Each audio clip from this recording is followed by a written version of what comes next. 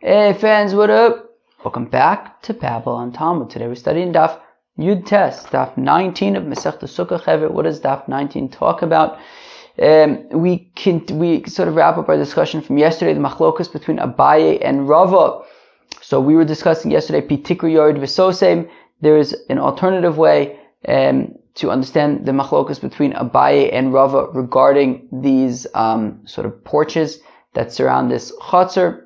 Small little thing at the beginning.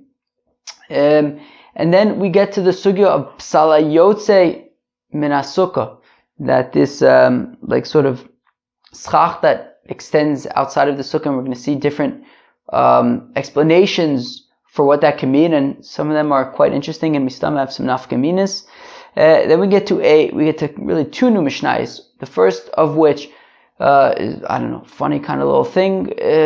Let's say you take a mat and just lean it against the wall. Can that be a kosher sukkah? And some other funny contraption. Man, I'm telling you, man, sukkah is like mamash erevin. You got to use diagrams and stuff. I feel like I'm back in erevin trying to explain diagrams. So then we get to one final mishnah, which also talks about mats. Are mats generally for sleeping? Are they generally for schach? And that's sugya. And we're going to stop right after that mishnah, and we'll pick up from there tomorrow. Chevret, let us begin on Daf Yud Tes Amud Aleph. Where exactly on Yud Tes Amud Aleph? Come on. No, I can't find it. Where are we? Yud Tes Amud Aleph. It says something about surah, right? Yeah, there it is. So about 2, 4, 6, 7 lines into the page, the first word on the line is Besura. Besura Masni, the Ashmaita by Lishna. Bepumpedisa Masni, the following. Awesome. So in Surah, which is where Rav was from, and Rav Huna, and Rav Chizda, and Rabbi Bar Rav Huna, that was all in Surah happening. So in Surah, they would teach the machlokas between Abaye and Rava in the way that we just explained at the end of the day yesterday, i.e. Pitikru Yored V'Sosem, that if you have a chutzner and it's surrounded by houses, and each house has its own porch, and the porch has a roof, so if the roof is more than 4 amis, so says Abaye, you could say Pitikru Yored V'Sosem. Says Rava, you don't say Pitikru Yored V'Sosem. Okay? So that's how they learned it in Surah. Now in Pumbedisa, which is where Rav Yehuda, Rabba, Rav Yosef, Abaye, I think maybe even Rava at some point, they were in Pumbedisa. So Pumbedisa, Masne, they taught the following: Sikech agabe achsadra, she'ein lo ptzimin. So if you put schach on top of on these porches, that mistama, the roof is more than 4 amas, because if it's less than 4 amas, we'll just say dofen akuma. So if it's more than 4 amas, and there are no pegs coming down from the roof that are within 3 tefachim of each other, next to each other, so we can't say that there's a wall there. There's none of these pegs, so it's just open on the side that's nearest to the chutzner, to where the sukkah is going to be, and the roof is more than 4 amas, so you can't see the ofen akuma. So the Akol Psula, everyone says in that case it's going to be possible. Nobody's going to say that you say Pitikru Yored V'Sosem in that case. Yesh la ptzimin, but if there are these pegs between the roof and the ground, and they're within 3 tefachim of each other, so then the shaila is, are we going to say lavud? So Abaye Amar Ksher, Rava Amar Psula. Abaye says the sukkah is kosher. Rava says the sukkah is possible. Abaye Amar Ksher, Aminan lavud. Rava Amar Psula, lo Aminan lavud. So obviously, of course, everybody holds of lavud as a halach l'Moshe Misinai, right? Both Abaye and Rava hold that, when things are within 3 tefachim of each other, we could say lavud. What the shaila is over here is that Rava will say, so the shaila is, so you have your house, outside your house is the porch, after the porch is the chutzner, and now you have this chutzner, and it's entirely surrounded by these houses and these porches. Now, you fill in, and then you fill in the chutzner with schach from on top of the roofs of the porches, okay? And like we've been talking about for the past few days. Now, we say if the roofs of the porches are less than 4 amas, then we'll say dofen akuma, and it's a kosher sukkah. But if it's more than 4 amas, so now we're saying now in a case where you have pegs coming down from the roof to the ground, and they're within 3 tvachim of each other. So the shaila is, these pegs that are next to each other and essentially creating a wall, can we say that this wall that is dividing between the porch and the chutzner, which you want to use as your sukkah, can this wall be used as the walls of the sukkah? The walls of the houses cannot be used because the roof is more than 4 amos. So you can't say dofen akuma, it's out of the question. The question is that we have these pegs coming down from the roof, and they're within 3 tvachim of each other, and it's basically creating a lavud wall between the porch and the chutzner. Maybe this lavud wall could be the wall of the sukkah. Now, everybody holds of lavud, right? Both Abaye and Rava agree that yes, we would say lavud regarding this wall. The shaila is that this wall, and like we mentioned, I think yesterday, even the day before, this wall between the porch and the chutzner, this wall is really the wall of the porch. It's not the wall of the chutzner. The chutzner is the shared space, outside of everybody's porch. The wall that we're constructing with these pegs or whatever that we're going to say lavud, it's a wall for the porch, not a wall for the sukkah. So while Rava agrees that we would say lavud is halachah Moshe Misina, he can't argue on that. However, Rava would say that when we say lavud, this halachah Moshe Misina, to say that these pegs that are within 3 tvachim of each other create a wall, says Rava, this wall is only for the inside. This wall is for the porch. We can't say that it's a wall also to say that now it's a wall for the chutzner and now it's a kosher sukkah. So Abaye says the sukkah is kosher because when we say lavud, it's a wall. A wall for however the heck you want to use it. Whether for the porch, whether for the chutzner, use it however you want. It's a wall. Rava says it's a wall, but the halacha Moshe Misina that says it's a wall says that it's a wall for the space that it's creating a wall for, which is primarily the porch. The fact that we could chap a rein for the chutzner to say that it's also kosher sukkah, says Rava, you can't do that because it doesn't work in both directions. Says Rava, when we say lavud, it's for the space that it's creating a wall for, not for, to now use it for some external area, in our case, the chutzner. So again, Abaye Omar, Ksheira Amrinan lavud, Abaye says that the sukkah is kosher because we'll say, look, we say lavud, you have these pegs coming down from the roof, in between the porch and the chutzner. They're within 3 tvachim of each other. It's lavud, it's a proper wall. Use it however you want. It's a wall for the porch, it's a wall for the chutzner, wall for the sukkah, do whatever you want with that wall. Rava Omar, Psula La'aminan lavud. Rava says that the sukkah is pasul because we can't say lavud to say that this wall is also now a wall of this sukkah inside the chutzner. No. When we say lavud, it's to say that the wall is a wall for the porch. But you can't say that, but also as a side effect, we can now have a wall for our chutzner sukkah thing. Says Rava, no. The halachah Moshe Misina wasn't meant to be used like that. And says the Gemara that, we had 2 ways of learning the machlokas, Abaye and Rava. In Surah, they said it's a shaila of pitikr yoid v'sosem. In Pumbedisa, they said it's a shaila of do we say lavud for the chutzner. The answer is that we go like, they said in Surah, that we're talking about if you say pitikr yoid v'sosem or not. And Rashi points out that the halacha is also like Rava Mistama because we only paskin like Abaye Bayal Kegam. Weiter. Vashi Ashkechil of Kahana the Komisakech Agabe Achsadr She'en Lo Ptzimin. Okay. Alright, I'll try my best to explain what this looks like. Maybe let's do like a guided meditation. Here's the guided meditation. So, you imagine like a house with like a porch, and the porch has a roof, and there's no like wall separating between the porch and the space outside of the porch. Like in our case, that would be the up until now it's been the chutzner. I don't know that Rav Kahana was necessarily in a chutzner, but there was a house. Outside the house there was a porch. The porch had a roof, and then there was no wall separating the porch and whatever area was outside of it. Rav Kahana was building a sukkah. This sukkah had 2 walls. One wall, parallel to the porch, and one wall perpendicular to the porch. So like an L.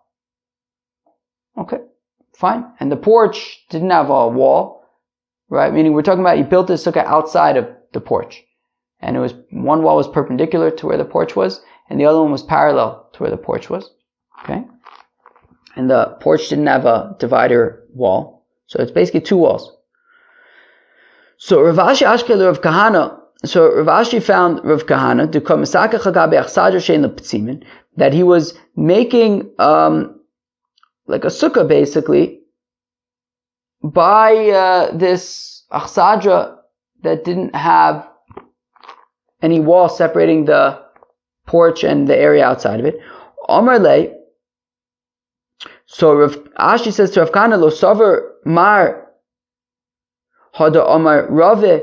So Rav Ashi says to Rav Kahana, don't you hold of Rava's opinion? Yesh la p'tziming ksheira ein la p'tzim psula, like they learn in Surah, which is, in order for a porch, in order for the porch to be usable as like a wall for the area outside of it, it has to have these pegs within 3 tefachim v'shah that'll be a proper wall. But over here, you don't have a third wall, right? The porch doesn't have a dividing wall. And we can't say pitikr yored v'soseh.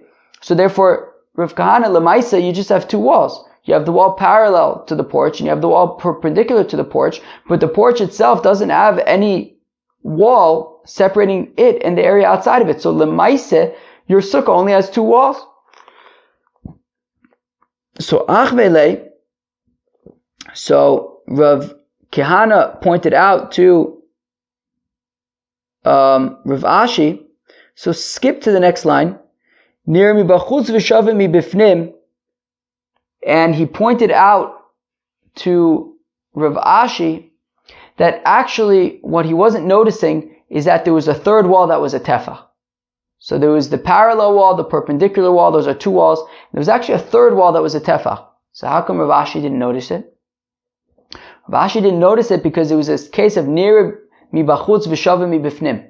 That if you're standing inside the sukkah, you actually won't notice this wall because this wall is actually flush against, the third wall is flush against the second wall. If you can imagine, right? I'm sorry, I don't know. How do I explain this in words? I don't know. But, you imagine, you have one wall and then a second wall perpendicular to it. Now the third wall should theoretically be perpendicular to the second wall, and it is perpendicular to the second wall. The thing is that, usually you would imagine it be like a U, right? That you would have one wall and then perpendicular to that another wall, and then, so I have no clue how to explain this, but okay, how about this? I have no clue how to explain this, but okay, let's say you have a wall to the south, and then you have a wall to the west, and now you have a wall to the north. So you would imagine that wall to the north would kind of like be in the direction of like the east. But the interesting is that wall to the north was in the direction of the west, and therefore if you're standing inside the sukkah and you're like looking at the southern wall, so you actually don't notice that there is a western wall because it's going, sort of left towards the west as opposed to right towards the east. So you didn't notice that there was actually a third wall. You would have to actually stand outside of the sukkah, like to the west, in order to see, oh yeah, there's actually a third wall that's going outside of it. And the chiddush is that even though when you're standing inside the sukkah, you don't notice the third wall, but when you're standing outside of the sukkah, you would notice the third wall, and it works. Okay, I hope I did a good enough job. Or if you have some kind of diagram, you can look along. So, as it was stated that if you could see the wall outside, but on the inside it would look flush, it could still work as a lechi in a mavui, even if you can't notice it because it's flush, but it would still work, and just like it would work by a lechi, it would also work by this third wall for your sukkah. So, gewaldig. Alrighty, going weiter in Shas. Tane, we taka learn in a brayset. Psalayotzi ben asuke nidon kisuke. Okay, so if you have schach that's kind of going over the sukkah, it's some overhang, it's over extra schach. Okay, so you have your sukkah, and over the sukkah is hanging over some schach. Okay, nidon kisuke. So that schach is treated like a sukkah. You can eat there, you can sleep there. The extra overhang. My psalayotzi min asuke. So what is this psalayotzi min asuke? What is this extra schach? Amar Ula kanamayotzi lachori sukkah. So Ula says that's exactly what it is. It's extra schach that goes over the side of the sukkah. But how can you just eat under that schach and sleep under that schach? Where are your three walls? B'di'ika. There are actually three walls outside of the sukkah. So you have your sukkah, then there's like extra schach hanging over the side of the sukkah, and you like build another 2 walls on the sides, and now you have 3 walls also outside of your sukkah, and you have schach on top of you. So givaldig. But you need it to be at least 7 tvachim by 7 tvachim. B'di'ika, there is. Yeah, but don't you need to have more shade than sun? There is more shade than sun. So if so, then what's the chiddush? You basically have another kosher sukkah. Of course you could use it. I may have thought to say, yeah, but really this sukkah was made for the main sukkah area, for the inside of the sukkah, not for this extra overhang outside of it. So maybe I would think it doesn't work. So Eimalo Kamash Malon. So I might think it doesn't work. So Kamash Malon that Itake does work. As this extra overhang, as long as there is Hechsher Sukkah and 3 walls and all sorts of fun things, so then Itake works as a sukkah. Rabbi Rav Yosef, Amitabai Rabbi and Rav Yosef, they say, what is this Psala Yotzim min HaSukkah? Hacha b'konim hayotzim lifnim min HaSukkah u'moshcha v'azla chadadofen ba'adayu. Okay, again, I will try to do my best to guide you with my words. Let's go back to the north, south, east, and west. So you have the southern wall of the sukkah, givaldig. Then you have the western wall of the sukkah, givaldig. Now you have the eastern wall of the sukkah, also givaldig. Now the thing is, let's say this, the southern wall of the sukkah is, 10 amas. The western wall of the sukkah is 10 amas. The eastern wall of the sukkah is 30 amas long, meaning it's longer than the other sides. And the schach continues all the length of that longer wall. So I might have the argument to say that, well, once the schach goes past the 10 amas of like the original sukkah, right? The southern wall is 10 amas, the western wall is 10 amas, the east one is 30 amas. Obviously we're not talking about tall, we're talking about long. So I might think that, you have 20 amas there, where it's like just schach and like no walls over there because the western wall already ended. So I might think that that's a problem. Kamash Malan, that it's taka, no problem. It's basically just like, imagine you have a sukkah that has 2 walls and the other one's just like a tefach. It's basically the same thing. You have one wall is going to be longer than the other and that's no problem. So again, so Rabbi Rav Yosef Amitarvayu Hachabukanim Ayotzim Lefnim Min HaSukkah. Here we're talking about reeds and schach that go from the sukkah. And there's one wall that's longer than the others, and the schach, keeps up with that wall. I might think that, yeah, but in this extra, wall, the extra area where this wall extends, in that area, it's not a proper sukkah, because it's already past the other walls. Kamash Malan, it comes to teach that it's fine. Meaning because if you look at the bigger context, it's a sukkah with 3 walls and that's fine. Rabbi Bar Chana Amar Rabbi Yochanan lo nitzcha ela lesukkah sheruba tzilasa meruba mechamaso miuta chamas meruba mitzilasa. So says Rabbi Bar Chana in the name of Rabbi Yochanan that this psala yotze min hasukah nidon kesukkah. What this means is that if you have a sukkah that's mostly kosher schach, it's tzilasa meruba mechamasa, it's more givaldik. However, there's pasha a patch where it's chamas and meruba mitzilasa, meaning it's kosher, the schach itself is kosher schach, but there's too much sun. There's a patch where there's too much sun. So the majority of the sukkah is kosher schach, there's more schach than sun, and givaldik, there's one patch where there's more sun than schach, more sun than shade. So maybe I'd have me to say, well, the sukkah is possible, there's a patch where there's too much sun. Kamash Malon. So therefore, what this teaching is psalayotze min hasukah nidon kisukah, that even this, that the sukkah is nonetheless a kosher sukkah, mayotze yotze me'echsher sukkah. What it means is psalayotze min hasukah, meaning this schach that isn't technically a kosher sukkah because it's chamas and meruba mitzilasa. Nonetheless, it's right. Even though there's this patch, it's still a kosher sukkah. Now, I'm not sure that you'd necessarily be able to eat or like sleep under that patch, but the sukkah itself is kosher. Okay? Fine. So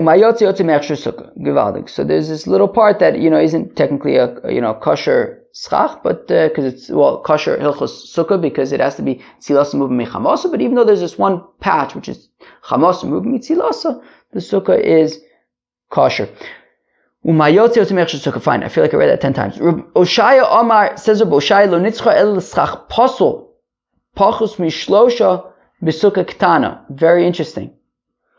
Says Rabbi Oshaya that sal ayotzim nesukah nidon kisukah means if you have a sukkah that's 7 tvachim by 7 tvachim, and you have 4 and a little bit tvachim of kosher schach, and then you have 2 and somewhat, or less than 3 tvachim of posel schach. So Rabbi Oshaya Amar lo nitzcha el schach posel pachus mishlosha, that posel schach that's less than 3 tvachim b'sukkah ketana, in a small sukkah, u'mayotze yotze mitorah sukkah. What it means is that even though this schach is schach posel, it's yotze mitorah sukkah, it's like schach posel, but nonetheless, since it's less than 3 tvachim, it's acceptable. And we view it as though you have a, proper shear of a sukkah of proper schach. Maskefar Boshaya asked the kasha, lo yeh elo avir. Avir pachus mishlosh tvachim sukkah ketana mi pasil. Frekt Reb Hoshaya and Reb Oshaya that 1 second. This less than 3 tvachim of schach pasil should just basically be space. Just basically be air. Now, air, if it's less than 3 tvachim, it's not pasil. So what's the kasha? So answers Reb Abba something very interesting, which is if there's just less than 3 tvachim of space, and we're going to say lavud, so sure the sukkah itself might be kosher, but you can't sleep under that particular space that area where there's just space, and we're saying lavud, you can't sleep under there. Whereas if you have schach pasel, interestingly, if you have schach pasel there, so you have, 4 and a little bit schach kosher, and then you have schach pasel for less than 3. So, it's a kosher sukkah, and you can even sleep under that schach. Very interesting. You could sleep under the schach pasel, which is not the case by if there was just air. You wouldn't be able to sleep under it. Very, very interesting. Very interesting. Very interesting. Very, very interesting. So what are the nafkaminas there? Like if you have less than, so I guess in your sukkah, if you have less than 3 tvachim of schach pasel, you could eat under there, you could sleep under there. I guess so. Super interesting. But if it's 3 tvachim, even though the sukkah won't be pasel, because it's less than 4 tvachim, certainly less than 4 amas, so the sukkah will be kosher. But if it's 3 tvachim, then maybe you can't eat under it because we can't say lavud anymore, so it's kind of like disconnected. Even though the sukkah is kosher, just avoid that patch. But if it's less than 3 tvachim, it sounds like you would be able to eat under that space. Schach pasel. Interesting. So now, Gemara, 1 second. We just said that if you have this space, the space won't pasel the sukkah because we'll say lavud, but you can't sleep under it. So the Gemara wants to know, is there something that could be mitztarif, i.e. this space could join together with the rest of the schach to say that there's 7 tvachim of schach, and yet it itself isn't kosher, you can't eat under it, you can't sleep under it. Ritzlok ben Elyashiv Ritzlok ben Elyashiv says, yes, we do have another example of this. Titanaruk yochiach shemitztarif la'abayim soya v'atav balo also lo tvila. For example, if you have mud that is pourable, viscous? What does viscous mean? Does viscous mean pourable? If so, then viscous. If not, then not. Then just pourable. So then, if you have pourable mud, so then it could join together with the rest of the water in a mikvah to make your 40 sa'ah that's required for the mikvah. But you can't, you wouldn't just be able to dunk in a liquid mud. Sorry. But it can join together with the rest of the water to make 40 sa'ah of water. But it in itself would not be, you can't dunk in it. So we see that there are things that they themselves would be pasel, right? You can't dunk in just 40 sa'ah of this mud. You also can't sleep under 3 tvachim of space, less than 3 tvachim of space. but it could join together with other things, just like the mud could join together with the rest of the 40 sah for the mikvah. Also, the space could join, this less than 3 tefachim of space can join together with the rest of the schach of the sukkah, even though it itself is you wouldn't be able to sleep under it. Sounds pretty fun, right? Of course. Let's go weiter. Says the Mishnah, "Os sukasu k'min tzrif o shesamcha lekosel." Okay, again, I will try my best to explain with words. So, what's the first thing? So, if you make a sukkah kind of like, some kind of thing that like bird trappers used to like trap birds or something, oh my gosh, it's basically something made out of like, I guess kosher schach, but it doesn't quite have a roof. It's just kind of like, I don't know, is kind of you take a whole bunch of, let's say, I don't know, branches of sorts, and you kind of connect them on top and connect them on the bottom or something like that. Alright, that was my best attempt. And then or the other one is much easier to explain, which is you take like a mat, and then like a reed mat, like that some people use for schach, like those schach mats, not the ones with the rope, with the string, but like the mats, the square mats. So if you take one of those and just lean it against the wall, and now you could just like sleep inside that, right? Take like a square mat, lean it against the wall. Now there's an inner space. Can that be a kosher sukkah? So in both those cases, they don't actually have a roof, right? So, if you use this like bird catching hut thingy, majiggy, or you take like a square mat and you lean it against the wall. Rabbi Eliezer posel m'pnei lagag. Rabbi Eliezer says it's a posel sukkah because it doesn't have a roof. The Chacham say it's taka kosher sukkah because it just is. I guess. I don't know. I guess if it's 7 tefachim by 7 tefachim and it's 10 tefachim tall, I guess that's okay. Tana Moda, Rabbi Eliezer says the Gemara that Rabbi Eliezer admits shemigbiyah min akarka tefach, that if you lift up this thing from the ground a tefach, so now you could treat that like tefach, that it's elevated as though it's like kind of like a wall, so to speak. Now it's not a 10 tefach wall, but apparently you can like join. This is very strange to me, but let's just take the mat leaning against the wall example. So it says Rabbi Eliezer, if you take a mat and you lean it against the wall, that doesn't work because there's no roof. But if you lift it up off the ground, a tefach, so now all of a sudden there's like a tefach creates like a space. It creates an ohel. So now it's already as though there like now kind of is a wall and a roof. Now the wall isn't 10 tefachim, it's 1 tefach. But once already you have that 1 tefach of height, you can kind of say that the roof that's on an angle leaning against the wall is kind of like, I don't know, somehow like connecting, like joining to the wall, but also like creating like a roof. It's kind of like both. What do you want me to tell you? That's like what Rabbi Eliezer is saying. So then it like kind of works, I guess. So Tana Moder Rabbi Eliezer shemigbiyah min akarka tefach, that if you lift it up off the ground a tefach, o shefliga min kosel tefach. This one is even weirder to me. But if you like separate the mat from the wall a tefach. So again, you have a mat, a square mat, and you're like leaning it against the wall. But if you like distance it from the wall a tefach, then that's enough that it's as though there's like a distinct roof. The thing is that roof is just space, and it's not kosher schach. And the schach itself is like the wall. I don't know. But apparently that's acceptable because now there's like a roof and kosher schach, and for me, I don't know, that seems weird to me. But alright, that's what we were saying. Sheikh Shera, my tamayo derabanan. How come the Rabbanan say that you don't need to like lift it up off the ground a tefach or distance it from the wall a tefach? Shipui ohalim ki ohalim damu. They say, well, angles of tents are like tents, and that makes it okay. Alright. Abaye Ashkele Rav Yosef dikogani b'chilas chasanim b'sukkah. Abaye found his Rebbe Rav Yosef who was sleeping in a kilas chasanim inside of a sukkah. So he was in the sukkah.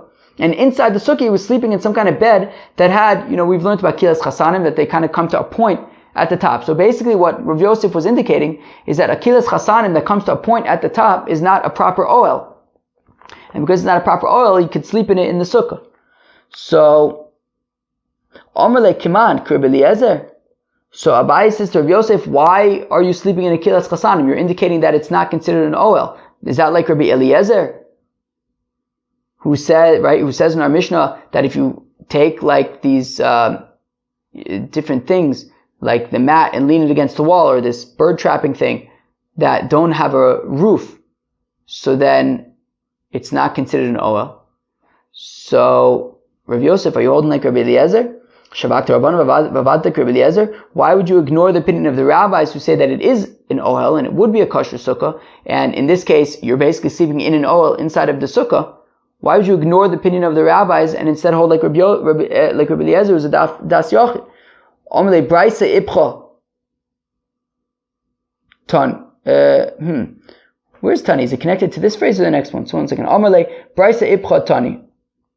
Let's say that.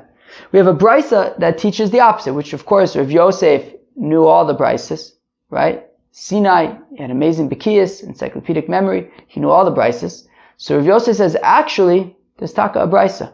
And in that brisa, it's the opposite, which is Rabbi Eliezer ma'achshir v'chacham poslan. It's Rabbi Eliezer who says, in the brisa, Rabbi Eliezer is the one who says that when you take a mat and you lean it against the wall, it's taka kosher sukkah, and the Rabbanan who say that it's apostle sukkah. And therefore, actually, when I'm sleeping in this kilas chasanim inside the sukkah, I'm actually holding like the Rabbanan, not like Rabbi Eliezer. Because the Rabbanan say it's apostle, so it's not a proper tent. But Rav Yosef, why would you ignore a Mishnah and instead passing like a brisa? Because Mishnahs are stronger than brises. Chaver, you hear that? Mishnahs are generally considered to be more authoritative than brises. And therefore, Abaye says, I don't understand, but still, why would you ignore the Mishnah, which is generally considered to be a stronger source, and instead do like a brisa? So Rav Yosef answers, well, the truth is actually that our Mishnah, which says that Rabbi Eliezer says pasul and the Chacham say kosher, it's actually just the opinion of one person that's how to actually learn the Mishnah, to learn this machlokas. The Tanya, as we learn in the brisa, that we have a brisa that says that if a fellow makes his sukkah like this, bird trapping hut thingy, or you lean it against the wall, Reb Nosson Omer says Reb Nosson, Rabbi Eliezer posel. Reb Nosson says that Rabbi Eliezer's opinion is that it's possible and the Chacham say that it's taka kosher. Meaning that we have two ways of understanding the machlokas. One is to say Rabbi Eliezer says possible and the Chachamim say kosher. The other way to understand is Rabbi Eliezer says kosher and the Chachamim say possible. And says Rav Yosef, guess what? The way that our Mishnah is learning, i.e. that Rabbi Eliezer says possible and the Chachamim say kosher, is actually just the opinion of Reb Nosson. That's how Reb Nosson learns the machlokas. But actually the way that the brisa learned it, which is that Rabbi Eliezer says kosher and the Chacham say pasul, is actually the generally understood way. So the brisa in this case is actually more authoritative because it's the majority opinion, whereas the Mishnah is actually just the opinion of Reb Nosson, and therefore says Rav Yosef, I'm actually doing like the Chacham say in the brisa, which is the generally accepted way to understand the machlokas, which is that this kilas chasanim is not a kosher tent, and therefore I'm not actually in a tent in the sukkah, and that's why I'm sleeping in a kilas chasanim. That was Rav Yosef's response to Abaye. Okay, we're just going to learn this next Mishnah, and then we're going to call it, because then it kind of continues on into the next page and for a while, and we'll just pick up with the flow tomorrow. But it says in the Mishnah, Machzelas konim gedola. So if you have a mat of reeds and it's big, and it doesn't say how big is big, but it's big. Asa l'shchiva. So if you specifically made this mat for sleeping, well then mikabelas tuma, it's a kli, it receives tuma. Ve'misakrin ba, you cannot use it for schach. However, l'sikuch misakrin ba. But if you made this mat for schach, well then gezunteit, you can use it for schach. Ve'enu mikabelas tuma. And it doesn't receive tumah, it's fine, you can use it for schach. Rabbi Eliezer, Omer says, Rabbi Eliezer, achas ketana v'achas gedola, whether we're talking about a small mat, whether we're talking about a big mat, makes no difference. Asal l'shchiva, mikabelas tumah. If you made it for sleeping, well then it's makabel tumah ve'misakrin ba, and you can't use it for schach. But l'sichuch, if you made the mat for schach, well then misakrin ba, you can use it for schach, ve'enu mikabelas tumah, it doesn't receive tumah. Chaver, we're going to stop over here, and we'll pick up from here tomorrow. Chaver, what did we discuss today? The first part of today's Gemara continued with the machlokas between Abaye and Rava. When you have a achsadra, this porch in front of the houses, right between the house and the chotzer, and you want to make a sukkah in the chotzer, and the roof is more than 4 amas.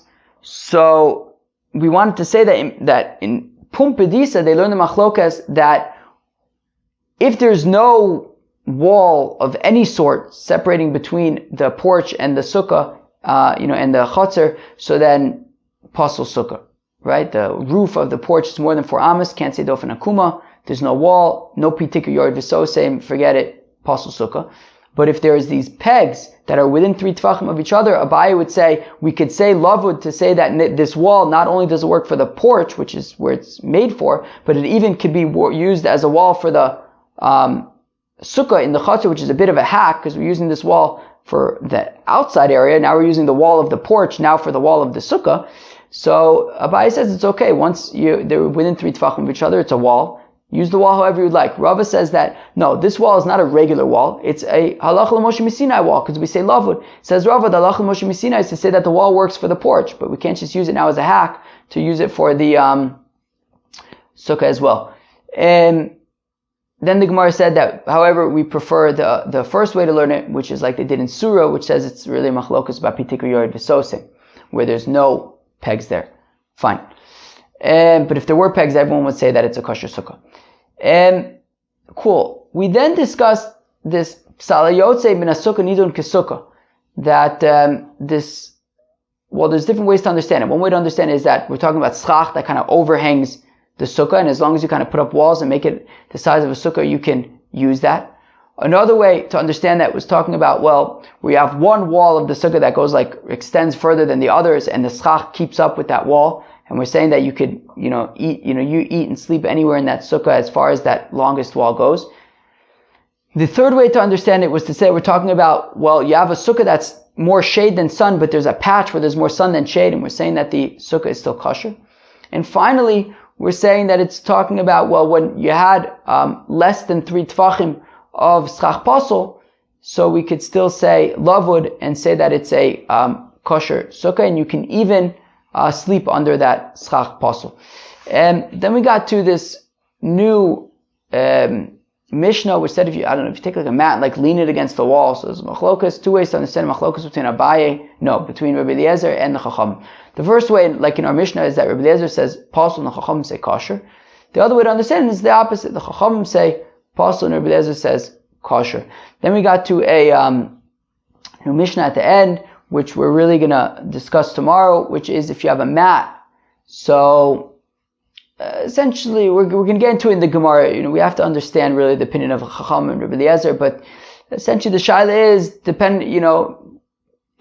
okay, how about this? Everyone agrees if the mat is for sleeping, well then you can't use it for schach because it's a kli, it's makabel tumah. But if it's for schach, you can use it for schach. The question is, what are kind of the defaults? What's the difference exactly between for Rabbi Eliezer and the Chacham? That's what we're going to have to really get into tomorrow. Chevre, have a great day. Peace.